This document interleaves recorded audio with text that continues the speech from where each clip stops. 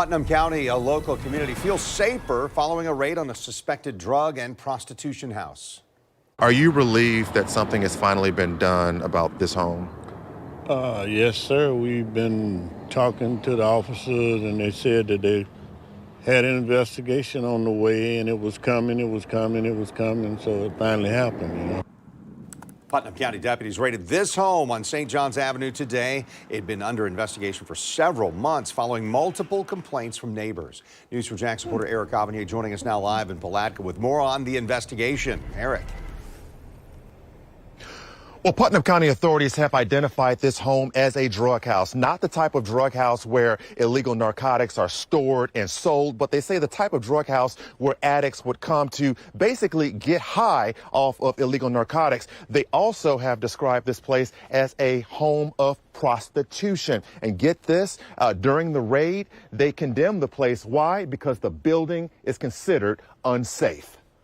This home at the corner of St. John's Avenue and Halsey Street is where Putnam County deputies conducted a raid following a 4-month investigation into disturbing allegations. We were getting various reports from neighbors and one of the local churches in this area about possible prostitution activity and drug activity, which led us directly to this particular house. Neighbors say not only was this place an eyesore, but they say it was also a place where they witnessed some suspicious activity both during the day and at night. Well, there was a lot of coming and going, a lot of noise, people fighting, yelling, screaming. What led you to believe that there may have been prostitution going on there as well?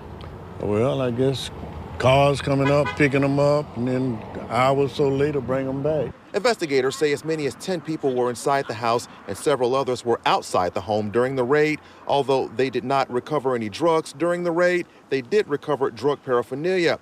Also, according to detectives, the months-long investigation confirmed the home was being used for drug use as well as prostitution.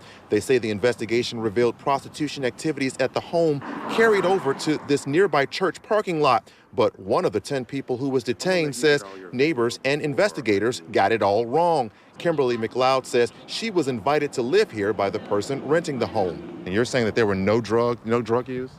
I'm not going to say that. I can't speak on that because I don't know that. But I'm telling, there was no drug selling out of here, prostitution, none of that was going on here. After the home was raided, code enforcement deemed it unsafe to live and condemned the place. And although people who were not renting the home were told they could no longer live here, they still came back, and that angered the owner of the home, who had just learned the place had been under investigation for suspected drugs and prostitution.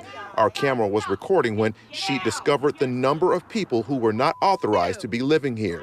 You get the hell out of here now! This house is condemned. You are not welcome ever. What was your reaction when you found out that this was going on and that there had been an investigation by law enforcement? I am so totally disappointed. This is my niece that lives in that house, and my niece was not honest with me, and she's been told even a year ago that there should be nobody in that house except for her and her boyfriend. And then from what I understand today, when I called the police department, there were 14 individuals named.